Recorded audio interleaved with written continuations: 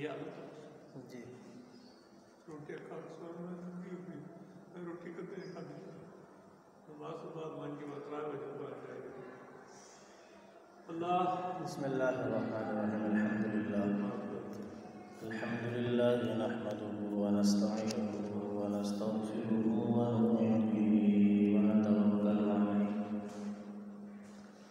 ونعوذ باللہ من شرور انفسنا ومن سیئات اعمالنا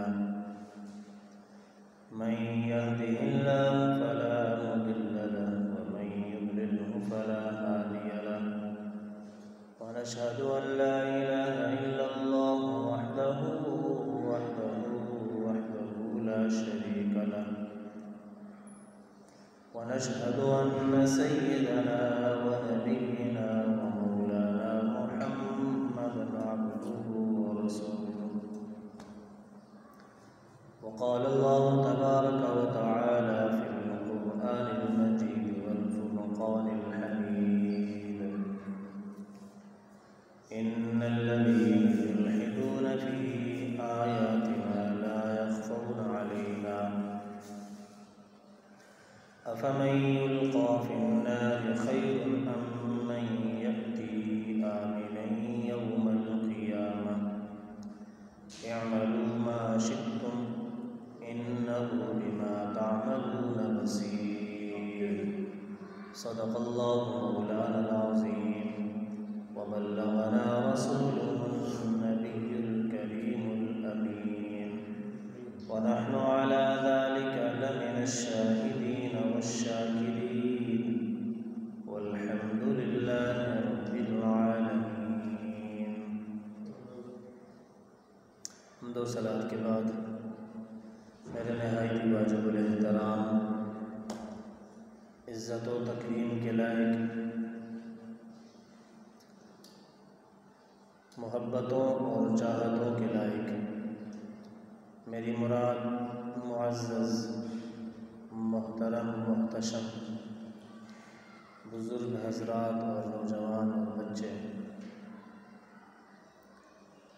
اللہ رب العزت کا بے پناہ شکر ہے کہ اس نے ہمیں مسلمان گھرانے میں پیدا کیا ہے،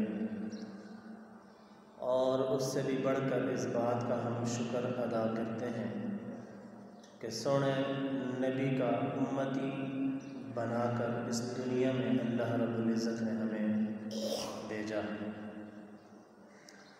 یہ ہمارے لیے بہت بڑا اعزاز ہے، خوشی کی بات ہے، کرم اور فضل والی باتیں ہیں کہ جن کو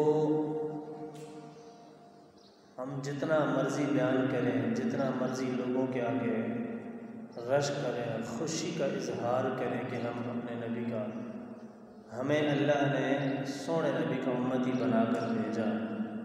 ہمارے پاس الفاظ کم پڑ جائیں گے، الفاظ کا چناؤ ہم شاید اس طرح نہ کر سکیں جتنی زیادہ مقدار میں اور جتنا بڑا مرتبہ، بلند مرتبہ اور مقام اللہ رب العزت نے اس امت کو دیا ہے. جو آیت کریمہ میں نے آپ حضرات کے سامنے تلاوت کی ہے، اس میں اللہ رب العزت نے ارشاد فرمایا کہ بے شک جو لوگ ہماری آیتیں یا پھر ہماری آیتوں میں سیدھے راستے سے ہٹ جاتے ہیں، وہ ہم پر پوشیدہ نہیں، جو جیسے آگ میں ڈالا جائے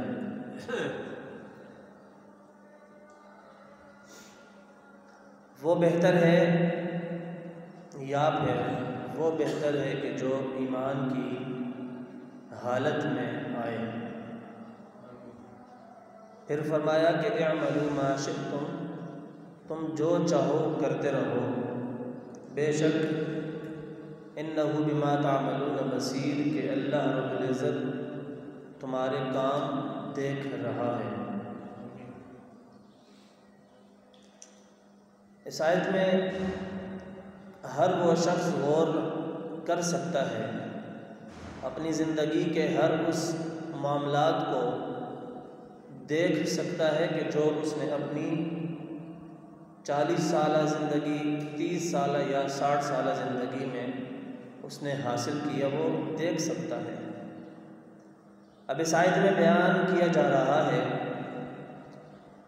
کہ وہ لوگ جو ہماری آیات اور ہماری نشانیاں اور ہماری بیان کردہ آیات سے یعنی سیدھے راستے سے ہٹ کر کوئی دوسرا راستہ اپناتے ہیں، کسی دوسرے کی باتیں مان کر، کسی دوسرے کو اپنا رب، اپنا مشفق یا اپنا رہبر مان کر اس کے راستے پر جب وہ چلنا شروع کر دیتا ہے تو سونے رب نے ارشاد فرمایا یہ پوشیدہ تو نہیں ہے مجھ سے، جو تم کر رہے ہو، جس راستے پر تم چل چکے ہو، میرا راستہ تو یہ تھا، میری آیات اور میری نشانیاں تو یہ تھی، لیکن تم کس نہج پر اور کس راستے پر چل چکے ہو یہ پوشیدہ نہیں ہے مجھ سے۔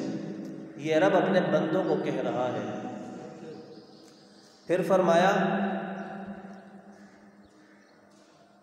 کہ اب آپ مجھے بتاؤ کہ وہ شخص بہتر ہے کہ جو قیامت کے دن آئے اور اس حال میں آئے کہ اس کے راہیں جدا ہوں اور اس کو جہنم میں ڈالا جائے، یہ بہتر ہے، یا پھر وہ شخص بہتر ہے کہ جو ایمان کی حالت میں آئے اور سیدھا راستہ اختیار کرنے کے بعد ہمارے پاس آئے۔ تو ہر انسان یہ فیصلہ کر سکتا ہے کہ کون بہتر ہے، آیا کہ وہ شخص کہ جس نے اللہ کا راستہ چھوڑ دیا، وہ شخص کہ جس نے سونے نبی کی اطاعت کو چھوڑ دیا، وہ شخص کہ جس نے اپنا ہیرو کسی اور کو مان لیا، یا پھر وہ شخص کہ جس نے اپنا سب کچھ اپنے نبی کو اور اپنے رب کو مانا۔ یقیناً ہمارا جواب یہی ہے کہ وہ شخص کہ جس نے اپنا سب کچھ، اپنا مال، اپنی اولاد، اپنا تن من دھن سب کچھ سونے رب پر قربان کر دیا، یہ شخص بہتر ہے۔ اور ہر بندہ یہ فیصلہ کر سکتا ہے کہ یہ شخص بہتر ہے۔ پھر آگے ارشاد فرمایا اگر ایسا نہیں تو پھر جو چاہو کرتے رہو، اعملوا ما شئتم کا مطلب یہ ہے کہ جو چاہو کرتے رہو، اللہ تو دیکھ رہا ہے، انہ بما تعملون بصیر، کہ اللہ تمہارے ہر کام کو دیکھ رہا ہے۔ اب جو شخص جس طرح کے کام کر رہا ہے اللہ سے مخفی نہیں ہے، اللہ کے آگے ہر اعمال ہمارا پیش ہوتا ہے، ہر عمل ہمارا پیش ہوتا ہے، لیکن یہ انسان ہے کہ بھول چکا ہے۔ جب اس نے اپنی راہیں جدا کر دی، اس نے اپنے رب کو رب ماننا تو دور کی بات، اس کی ماننا بھی چھوڑ دی، اور اپنے نبی کو اس نے تسلیم تو کر لیا کہ ہمارا آخری نبی محمد مصطفیٰ ہے، لیکن جن باتوں سے ہمارے نبی نے ہمیں روکا اس سے اگر ہم نہیں رکتے تو پھر ہمارا اس دنیا میں رہنے کا بھی کوئی حق نہیں۔ اور ایسے بندے سے اللہ رب العزت اپنی توجہ ہٹا دیتا ہے اور یہ کہہ رہا ہے کہ جو دل کرے تو کرتا رہے، اعملوا ما شئتم، کہ جو چاہے کرتا رہے۔ پھر فرمایا کہ بے شک اللہ ہر چیز کو دیکھ رہا ہے، تمہارے ہر عمل کو دیکھ رہا ہے، تمہارا ہر قدم اٹھنے والا اس کے سامنے ہے، اس سے کوئی چیز مخفی نہیں، تمہارا قدم اٹھایا ہوا اس سے پوشیدہ نہیں۔ ایک مقام پر سونے نبی نے ارشاد فرمایا، اور اللہ رب العزت نے قرآن میں بھی ارشاد فرمایا کہ انسان جو بھی نیکی کا کام کرتا ہے، خیر کا کام کرتا ہے، تو اللہ رب العزت اس کو اجر ضرور دیتا ہے۔ اور وہ شخص کہ جو اس دنیا میں شر کا کام کرتا ہے، برائی کا کام کرتا ہے اور برائی چھوٹی ہی کتنی نہ ہو، اللہ کے آگے وہ بھی مخفی نہیں ہے، اللہ کے سامنے وہ بھی ہے۔ اور یہاں تک ارشاد فرمایا کہ جو ہم دل میں برا خیال پیدا کرتے ہیں، سوچتے ہیں، تو اللہ رب العزت تو ہماری ان سوچوں سے بھی ہم سے قریب ہے۔ تو پھر ہم کیسے بھول جاتے ہیں کہ جو بھی عمل کرے وہ ہمیں ہمارا رب نہیں دیکھتا؟ اس آیت میں واضح بیان کیا گیا ہے اور یہ فیصلہ کن بات بیان کی گئی ہے کہ بتاؤ وہ شخص بہتر ہے یا پھر یہ شخص بہتر ہے، وہ لوگ بہتر ہے یا یہ لوگ بہتر ہے؟ تو ہر بندہ یہ فیصلہ کر سکتا ہے، آیا وہ شخص بہتر ہے کہ جس کو ہاتھوں سے پکڑ کر کھینچ کر جہنم کی آگ میں ڈالا جائے، یا پھر وہ شخص کہ جس کے لیے جنت کے ساتوں دروازے یہ اعلان کرے کہ اس طرف آؤ، اس طرف آؤ، اس دروازے سے جاؤ؟ تو یقیناً ہر شخص اس بات کا جواب یہی دے گا کہ وہ شخص بہتر ہے کہ جس کو جنت کے ساتوں دروازے بلائیں۔ ایک نبی نے یعنی ہمارے نبی نے ایک روایت نقل کی ہے، راوی ہے حضرت ابن مسعود رضی اللہ تعالیٰ عنہ۔ آپ فرماتے ہیں کہ سونے نبی نے ارشاد فرمایا، سابقہ انبیاء جتنے بھی گزرے 1,24,000 کم و بیش، کم زیادہ ہو سکتے ہیں،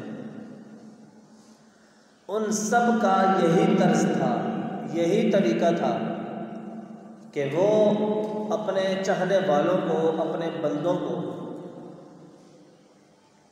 خیر کی باتیں سکھائیں، شر سے روکیں، برائی کی باتوں سے روکیں، نیکی کی باتیں سکھائیں، خیر کا کلام سکھائیں۔ جن لوگوں نے ان خیر کی باتیں جو نبیوں نے ان کو بتائیں حاصل کر لی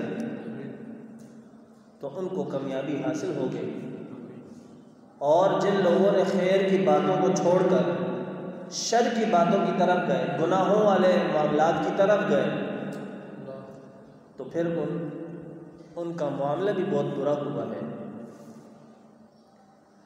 ان میں سے ایک بات، سابقہ انبیاء میں سے ایک بات یہ بھی وہ اپنی امت کو، اپنے چاہنے والوں کو بتاتے تھے کہ حیا اپنے اندر لازم رکھنا۔ سابقہ انبیاء جتنے بھی گزرے، انہوں نے جتنے تعلیمات اپنے چاہنے والوں کو دی، اس ساری تعلیمات میں ایک جز یہ بھی تھا کہ حیا کو لازم رکھنا، حیا کو لازم رکھنا، حیا کو چھوڑنا نہیں۔ سونے نبی نے ارشاد فرمایا کہ تمام نبی اپنی چاہنے والوں کو، اپنی امتوں کو باقی تعلیم کے ساتھ ساتھ ایک تعلیم یہ بھی دیا کرتے تھے کہ حیا کو لازم کر لو، حیا کو اپنے اوپر لازم کر لو، اختیار کر لو۔ جس نے بھی حیا کو چھوڑا وہ تباہ و برباد ہو جاتا ہے۔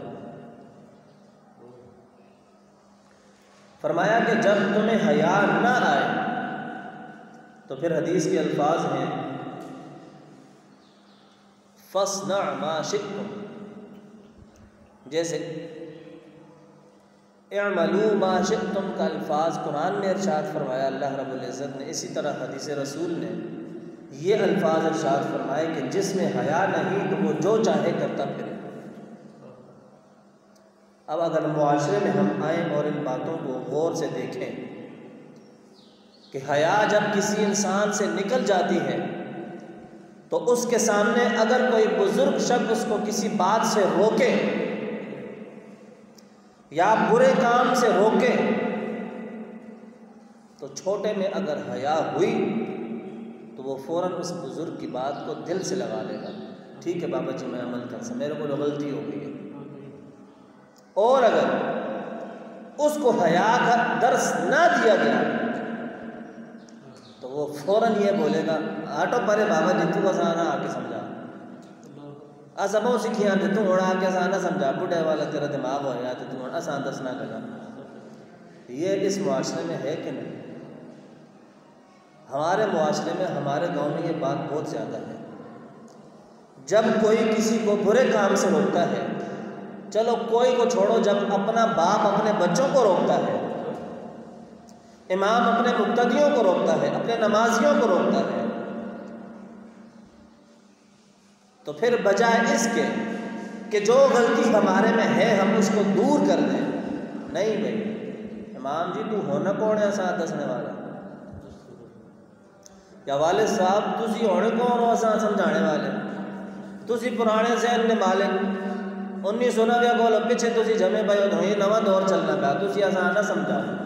مطلب یہ ہے کہ جب انسان سے حیا نکل جاتی ہے تو پھر اس کو چھوٹے بڑے کی تمیز بھی ختم ہو جاتی ہے. جس شخص میں حیا ہے اس شخص کو آپ دین کا کام یا برائی یا اچھائی جلدی سکھا سکتے ہو. جس سے حیا نکل جائے تو پھر آپ اس بات کو بھی غور سے دیکھ سکتے ہو اپنے معاشرے میں، اپنے گھروں میں. حضور نے فرمایا کہ قیامت کی نشانیوں میں سے ایک نشانی یہ بھی ہے کہ انسانوں سے حیا نکل جائے گا، حیا ختم ہو جائے گا. کیا آج آپ کے گھروں میں آپ کے بچے آپ کے سامنے، آپ کی بیوی یا وہ اپنی والدہ کے یا بہن کے سامنے گانے نہیں بجاتے؟ انہی کے سامنے ناچ رہے ہیں، اور گانوں میں کون سا بنا کے تسبیح پڑھنے کا طریقہ سکھایا جا رہا ہے؟ گانوں میں شعر و شاعری ہے، بے حیائی ہے، محبوب اور محب کا قصہ بیان کیا جا رہا ہے. تو حیا اگر ہوتی تو وہ اپنے باپ کے سامنے یہ ترانے نہ لگاتا. حیا اگر ہوتی تو وہ اپنے ماں اور اپنی بہن کے سامنے موبائل نہ کھولتا. حیا اگر ہوتی تو وہ کسی بزرگ کے سامنے اونچی آواز سے بات نہ کرتا. حیا نکلی، زمانہ تباہ و برباد ہو چکا. یہی وجہ ہے کہ ایسے لوگوں کے لیے اللہ رب العزت قرآن میں کہتا ہے کہ اعملوا ما شئتم، جو چاہے کرتا پھر، تجھے میرے سے کوئی واسطہ کوئی تعلق نہیں. اور سونے نبی نے حدیث میں ارشاد فرمایا فاصنع ما شئت، جو چاہے کرتا پھر. فرمایا جا رہا ہے کہ سابقہ انبیاء نے اپنی امتوں کو جتنی تعلیم دی، ان ساری تعلیم میں سے ایک تعلیم کا حصہ یہ بھی تھا کہ اے لوگوں حیا کو لازم کر لو. جس شخص میں سے حیا نکلا وہ شخص تباہ ہونے کے قریب ہو جاتا ہے. حیا بہت بڑی دولت ہے. حیا اگر آج ہماری بہن میں ہے تو وہ بغیر دوپٹے کے اپنے باپ کے سامنے نہیں آتی. حیا اگر آج ہماری ماں میں ہے تو وہ اپنے بچوں کے سامنے بھی بغیر دوپٹے کے نہیں آتی. حیا اگر آج ہماری ماں بہنوں میں ہے تو وہ گلی محلے کے ایرے گیرے کے سامنے بھی بغیر دوپٹے کے نہیں آتی. لیکن یہ باتیں کس کو سکھائیں؟ کافروں کے لیے تو اللہ نے بیان نہیں کی. کافروں کو تو سب سے پہلے حکم یہ ہے کہ ایمان لے کر آؤ. سب سے پہلی دولت تو انہوں نے یہ حاصل کرنی ہے کہ کلمے کی دولت حاصل کرو. یہ حکم ہمارے لیے ہے. ہمارے دل سے جب حیا ختم ہو جائے، ہمارے رویوں سے جب حیا ختم ہو جاتی ہے تو پھر چاہے بڑا بزرگ بیٹا ہو، امام بیٹا ہو، خطیب بیٹا ہو، والد بیٹا ہو، بہن بیٹی ہو، ماں بیٹی ہو، ہم بے حیائی کی باتیں بھی کرتے ہیں، گالیاں بھی دیتے ہیں. چھوٹے بڑے کی تمیز اور عزت آبرو کی تار تار اس کی عزت کر دیتے ہیں. وجہ کیا ہے؟ سب سے پہلی اور بڑی اور مین وجہ یہ ہے کہ ہمارے جسموں سے اور ہماری تعلیم سے حیا کو نکال دیا گیا ہے.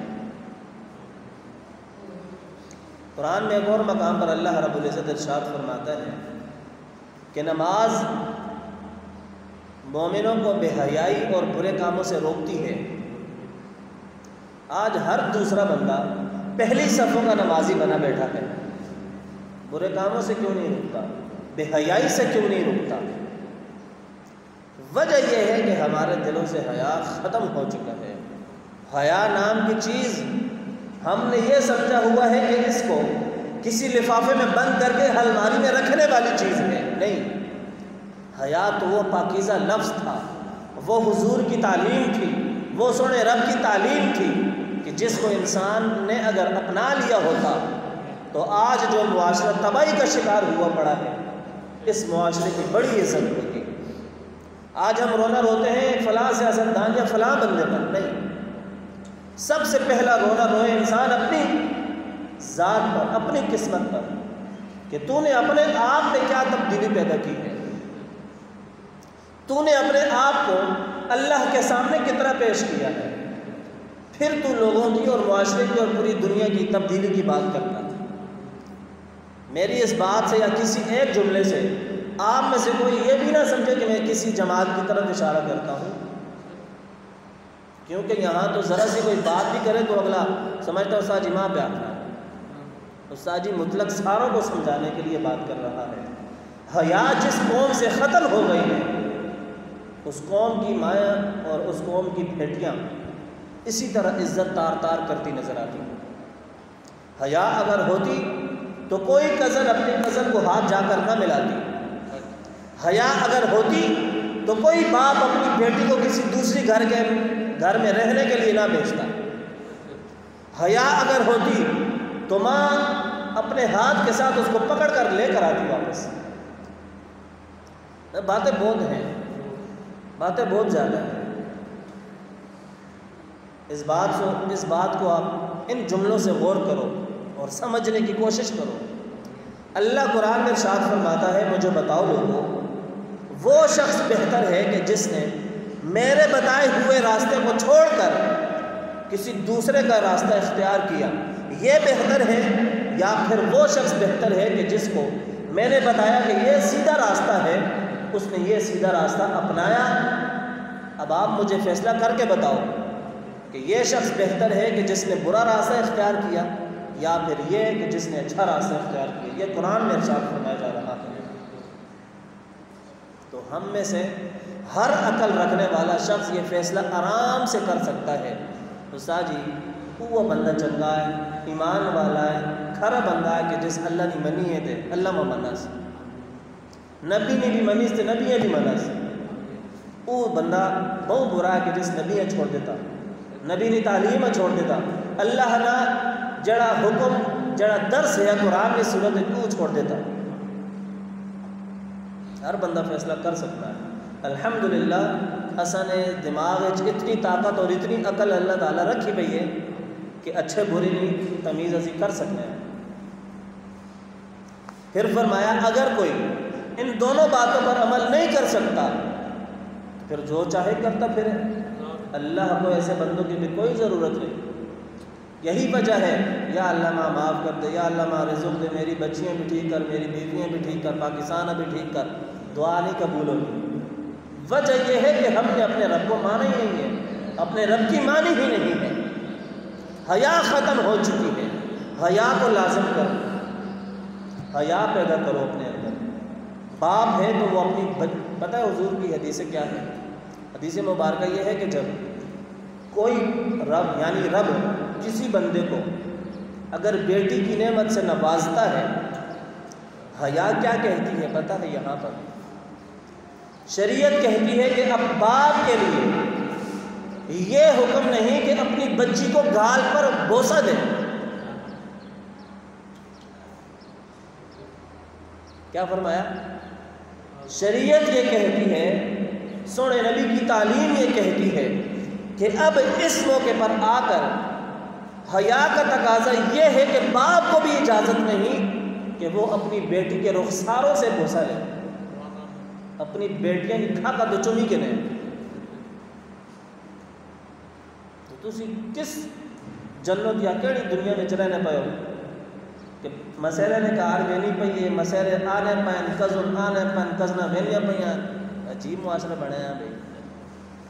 پھر عزت خراب ہو گئی، جلدی جلدی بیاہ کراؤ، حیا ختم ہو چکی ہے۔ حیا پیدا کرو، حیا پیدا کرو۔ اللہ تعالیٰ سارے حامی و ناصر ہو گئے۔ اور جو آیات میں نے پڑھی ہے تلاوت کی، اور جو حدیث پاک میں نے تلاوت کی، اللہ اس پر سب سے پہلے مجھے عمل کرنے کی توفیق عطا فرمائے، پھر اس کے بعد آپ لوگوں کو بھی عمل کی توفیق نصیب فرمائے۔ وما علینا الا البلاغ المبین۔